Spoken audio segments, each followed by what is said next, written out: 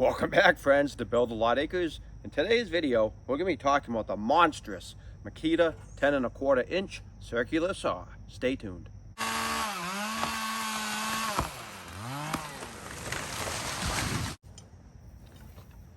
So far and away, the most popular size circular saw you're going to see in construction sites is going to be a 7 1/4 inch circular saw, like this Makita Sidewinder that I've had for probably the last 18 years or so. That 7 1/4 inch blade means you're going to get a maximum depth cut at 90 degrees of about 2 3/8. They work great, they're easy to handle, and like I said, they're the most popular size on construction sites in the world today and have been for many years.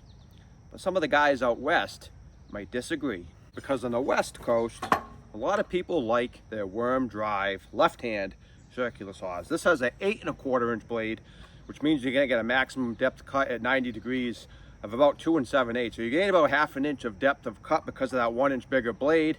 And like I said, it has a left-hand blade, which a lot of guys don't like. If you're right-handed, you might not like that setup. A lot of people are used to it, certain parts of the world, but a lot of people don't like that. I happen to be left-handed, so I don't really care either way, whether it's a right-hand or a left-hand blade. It works fine for me. But these are really heavy duty. This skill saw my father bought probably 30 years ago, new, and I ended up getting it from him. But we use these a lot if we were ripping off a roof and doing a second story, and we're doing like heavy duty demolition.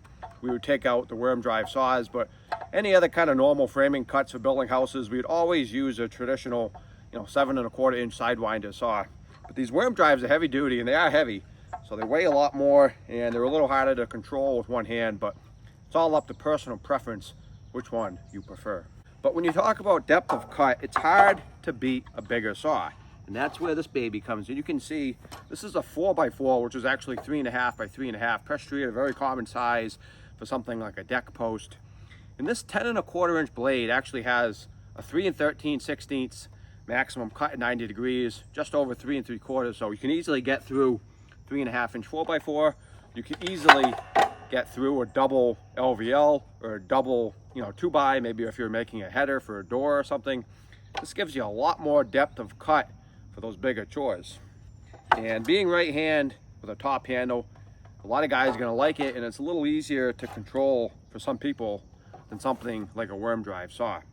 I actually also did a video on the skill saw Sasquatch, or actually it was a super Sasquatch. That thing is a monster. 16 5/16 inch blade. It'll cut through 6x material in one pass, which is pretty crazy. But this will go through 4x4 material. And let me show you why that's so important.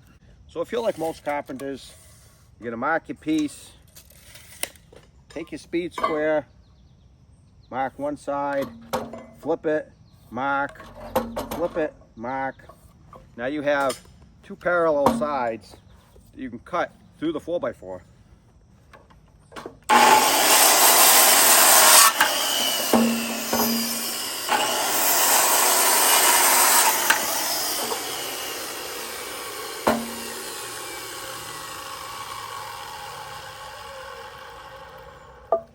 Now, I'm not saying it takes a ton of time, but it does take time to mark multiple sides of the piece, flip the piece, and work it around that way. If you're doing a lot of different cuts and different posts throughout the day, it does add time to your day. A lot of times you might be cutting a post that's already attached to something, maybe the end of a staircase. You have a post, you need to mark the angle and cut it in place. And something like that, you can't just pick it up and go to a miter saw like some of you might be thinking would be easier, which is if you have small pieces. If you have a real long post that you got to cut, or you got to cut a post in place like I just said, you really don't have the option of using a miter saw all the time. And that's where the 10 1/4 inch circular saw is going to shine.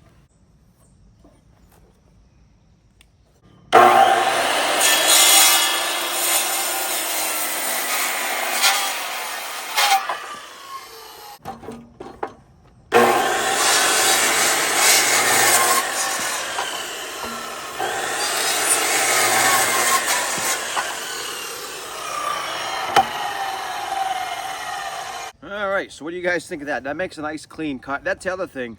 Even if you mark multiple sides, if your blade is off just the slightest bit, when you cut from multiple sides, you can have cuts that aren't perfectly aligned, which means you're not going to have a perfectly smooth cut. Whereas with this, because you're cutting it all at once, you're always going to have that nice, smooth, perfect cut, and it does save a lot of time. I think this is going to come in real handy for building decks, framing.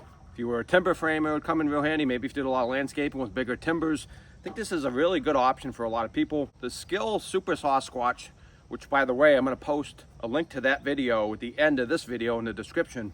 That saw is nice, but it's really too big and unwieldy for a lot of jobs. And it's probably somewhere in the $900 to $1,000 range, which is kind of out of the realistic budget for a lot of people.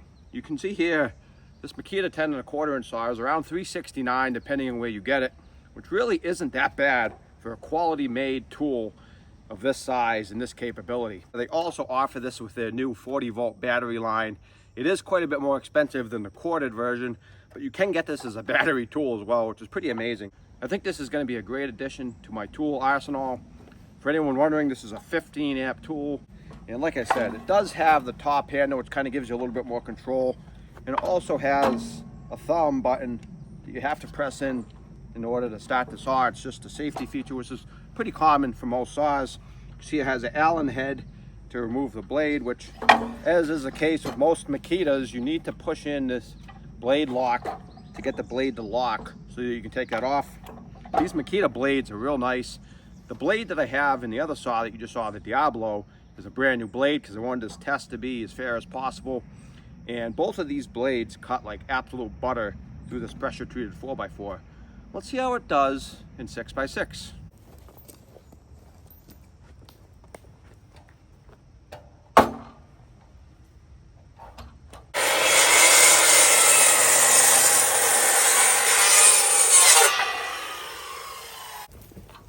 So you can get a pretty good idea. This is 3/4 of the way through the 6x6, which is obviously 5.5 by 5.5, which is a standard size dimension for a 6x6 post. And, you know, cuts through the thing like butter. So if you're big into notching your beams into your posts, maybe you put a double beam into a 6x6, you need to notch 3 inches. You're not doing that with a regular 7 1/4 inch circular saw. You can't even do it with an 8 1/4 inch circular saw, but you can certainly do it with the Makita 10 1/4 inch. What was that? You guys want to find out how it does ripping? Well, let's see.